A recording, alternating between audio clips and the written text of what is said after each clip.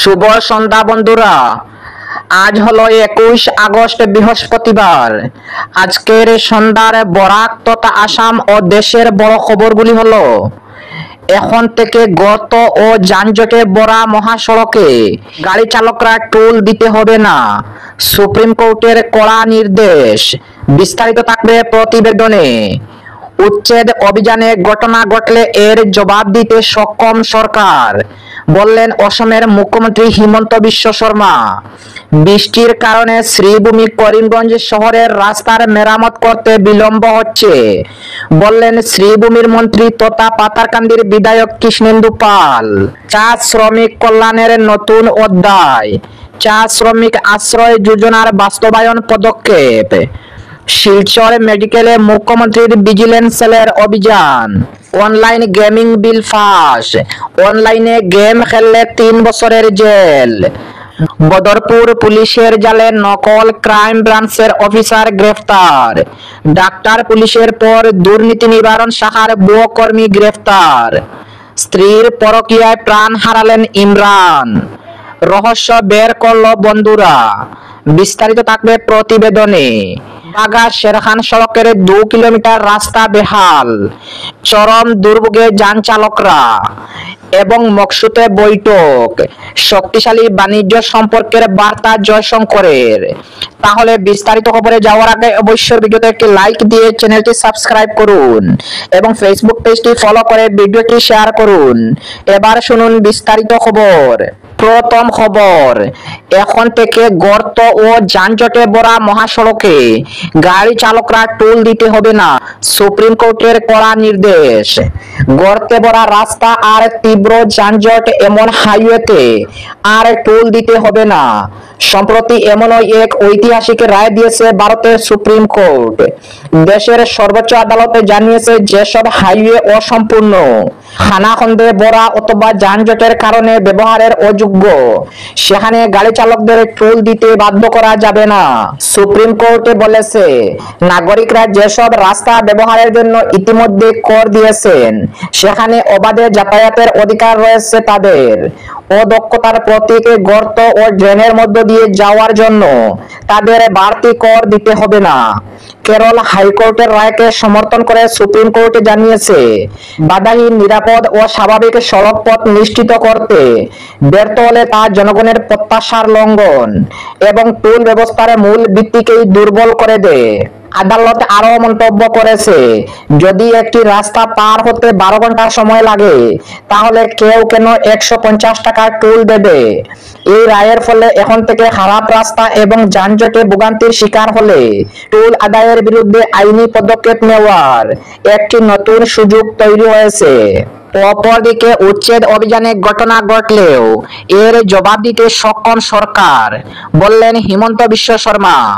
রাজ্যের বনাঞ্চল এবং সরকারি জমিতে বেদখলের বিরুদ্ধে সরকারের উচ্ছেদ অভিযান সম্পর্কে স্পষ্ট বার্তা দিয়েছেন রাজ্যের মুখ্যমন্ত্রী হিমন্ত বিশ্ব শর্মা।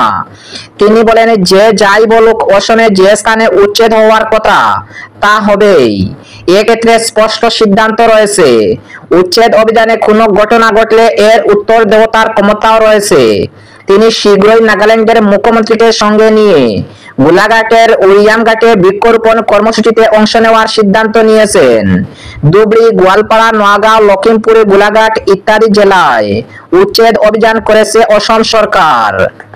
অপরদিকে বৃষ্টির কারণে শ্রীভূমি করিমগঞ্জ শহরের রাস্তার মেরামত করতে বিলম্ব হয়েছে, বললেন শ্রীভূমির মন্ত্রী তথা পাতারকান্দির বিধায়ক কৃষ্ণেন্দু পাল। শহরের বেহাল সড়কের হাল ফেরাতে তৎপর রয়েছেন মন্ত্রী কৃষ্ণেন্দু পাল। NHIDCL এর আধিকারিক সংস্কার কাজের বরাদ্দপ্রাপ্ত ঠিকাদারের সঙ্গে নিয়মিত যোগাযোগ রেখে চলেছেন তিনি।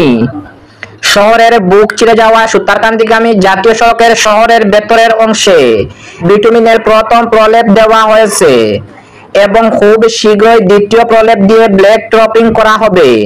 প্রদেশ বিজেপি অন্যতম কার্যকরী সদস্য সুদীপ চক্রবর্তীকে একথা জানান মন্ত্রী কৃষ্ণেন্দু পাল।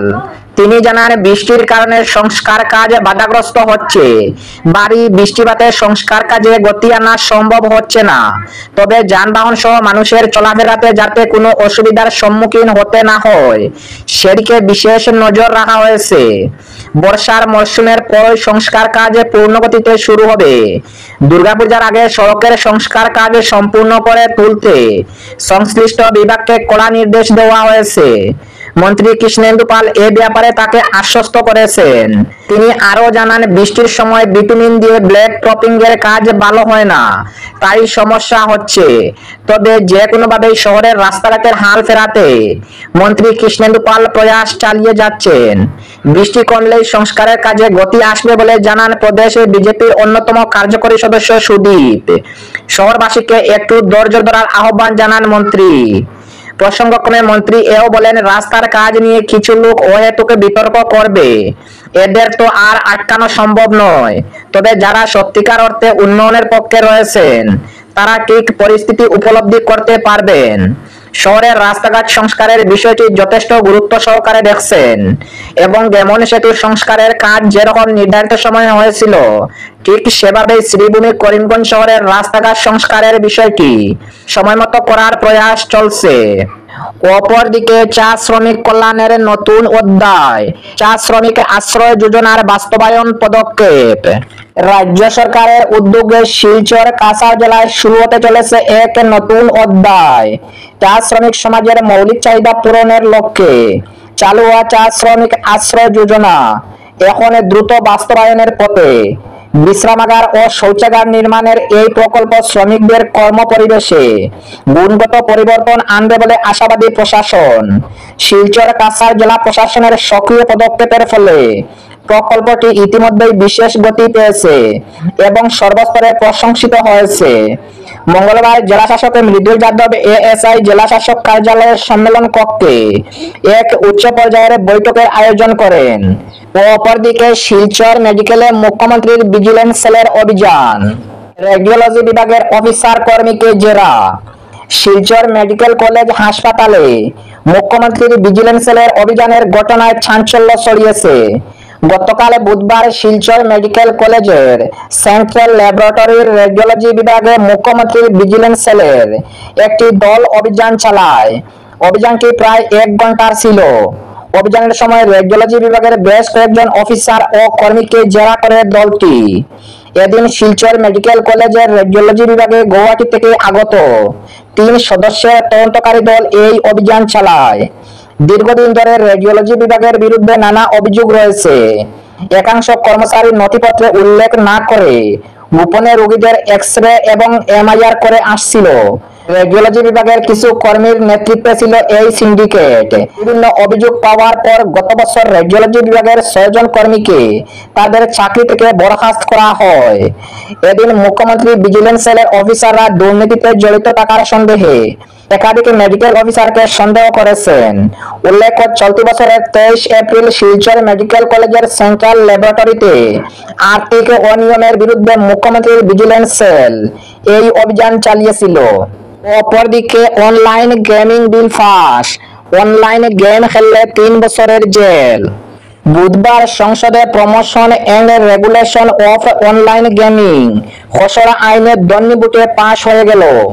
এর লক্ষ্য হলো এই ধরনের জুয়া খেলার মাধ্যমে মানুষের মনে নেশা ধরিয়ে দেওয়া, অর্থ তছরূপ ও আর্থিক প্রতারণা বন্ধ করা। এদিনই সকালে এই বিল পেশ করা হয়। বৈদ্যুতিক ও তথ্য প্রযুক্তি মন্ত্রী অশ্বিনী বৈষ্ণবের সামান্য কিছু কথার মধ্য দিয়ে লোকসভায় পেশ হওয়া বিল নিয়ে বিরোধীরা তীব্র আপত্তি তুলেন। ধ্বনিভোটে পাশ হওয়ার পর লোকসভা দিনের মতো মুলতবি ঘোষণা করা হয়। এই খসড়া আইনে অনলাইন গেমিং এর বিজ্ঞাপনের নিষেধাজ্ঞা জারির কথা রয়েছে। অনলাইন গেম খেললে অভিনেতা খেলোয়াড়দের এই বিজ্ঞাপনে দেখা যায়। এছাড়া ব্যাংক ও আর্থিক সংস্থাগুলিকে অর্থ হস্তান্তর বন্ধ করার ভিডিও থাকছে। সমস্ত অনলাইন বেটিং এবং জুয়া খেলা বন্ধ করবে এই আইন। এই বিলে রয়েছে অনলাইন গেমিং এর শাস্তিযোগ্য অপরাধ, এতে 3 বছর পর্যন্ত জেল ও কোটি টাকা পর্যন্ত জরিমানা অথবা উভয়ই হতে পারে। অপরদিকে বদরপুর পুলিশের জালে গ্রেফতার হলেন নকল ক্রাইম ব্রাঞ্চের অফিসার।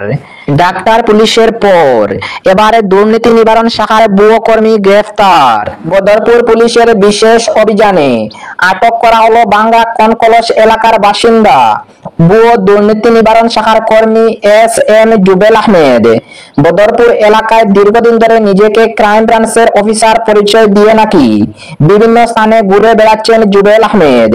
জানা গেছে নুমান উদ্দিন নামক কোন এক ব্যক্তির ষড়যন্ত্রে বাঙ্গা অঞ্চলে ভুয়ো ক্রাইম ব্রাঞ্চের সরকারি অফিসার সেজে এক দলে দুষ্কৃতী সরকারি স্কুলে দন দাবি করে আসছে বলে অভিযোগ উঠেছে।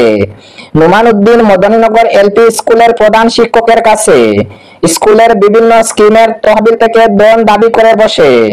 প্রধান শিক্ষক এই অবৈধ প্রস্তাবে রাজি না হওয়ায় দীর্ঘ কয়েক মাস যাবত নুমান উদ্দিন মদনীনগর এলপি স্কুলের প্রধান শিক্ষকের বিরুদ্ধে বিভিন্ন মিথ্যা অভিযোগ উত্থাপন করে অথবা হয়রানি করে আসছে। গত 16 আগস্ট বিকেল 3টায় নুমান উদ্দিন দুজন ক্রাইম ব্রাঞ্চের অফিসারের সঙ্গে নিয়ে মদনীনগর এলপি স্কুলে উপস্থিত হয়ে স্কুল কর্তৃপক্ষের অনুমতি ব্যতীত অবৈধভাবে স্কুলে প্রবেশ করে এবং কয়েকজন সাংবাদিককে ডেকে নিয়ে এসে নিজেকে ক্রাইম ব্রাঞ্চের কর্মকর্তা পরিচয় দেওয়া দুজন অফিসারকে সঙ্গে নিয়ে একটি মিথ্যা বিবৃতি দিয়ে সাংবাদিকের সম্মেলন করে। এরপর সাংবাদিকরা স্কুলের প্রধান শিক্ষকের সঙ্গে যোগাযোগ করে তার প্রতিক্রিয়া জানতে চাইলে প্রধান শিক্ষকের কাছ থেকে প্রকৃত সত্য ও নুমান উদ্দিনের প্রচারণামূলক মিথ্যা বিবৃতির প্রধান কারণ জানতে পারেন। অপরদিকে স্ত্রীর পরকীয়ায় প্রাণ হারালেন ইমরান, রহস্য বের করল বন্ধুরা। আটক স্ত্রী, প্রেমিক, শালক ও শ্বশুর। স্ত্রীর পরকীয়ায় প্রাণ হারাতে হয়েছে রাজনগর হুলিছড়া জিপি সভাপতি ইমরান হোসেনের। এই রহস্য বের করলেন ইমরানের বন্ধুরা। হঠাৎ করে ইমরানের মৃত্যু তার বন্ধুরা মেনে নিতে পারছিলেন না। বুধবার বন্ধুরা ইমরানের গাড়ি চালক বিজুকে আটক করে জিজ্ঞাসাবাদ করেন এবং তার মোবাইল ফোনে কেড়ে নিয়ে দেখতে পান সম্প্রতি ইমরানের স্ত্রী রিনা বেগমের সঙ্গে চারটে ফোনে কথাবার্তা রয়েছে। এতে তাদের সন্দেহ আরো ঘনীভূত হয় এবং তাকে মারধর করলে ঘটনা স্বীকার করে নেয়। এরপর সেখান থেকে বিজুকে নিয়ে রিনার বাপের বাড়িতে যান তারা। ইমরানের শালক ও শ্বশুরকে কিছু উত্তম মধ্যম দেওয়া হয় বলে জানা যায়। ভাঙচুরও হয়। খবর পেয়ে শিলচর দলাই পুলিশ পৌঁছে পরিস্থিতি সামাল দেয়। পাশাপাশি বিজু, রিনা বেগম ও তার বাবা এবং ভাইকে আটক করে থানায় নিয়ে আসে পুলিশ। কিন্তু মানুষের খুব চেপে থাকে। বৃহস্পতিবার সকাল হতেই তাদের কঠোর শাস্তির দাবি জানিয়ে জাতীয় সড়ক অবরোধ করেন স্থানীয় জনগণ। জানা যায় ইমরানের ঘনিষ্ঠ বন্ধু ছিল বিজু। এক সময় তাকে গাড়ির চালক হিসাবে রেখেছিল। কিছুদিন পর তিনি পরকীয়ার বিষয়টি টের পেয়ে তাকে তাড়িয়ে দেন। শেষ পর্যন্ত রাস্তা পরিষ্কার করতে ইমরানকে বিষাক্ত কিছু পান করিয়ে চিরকালের জন্য সরিয়ে দেন।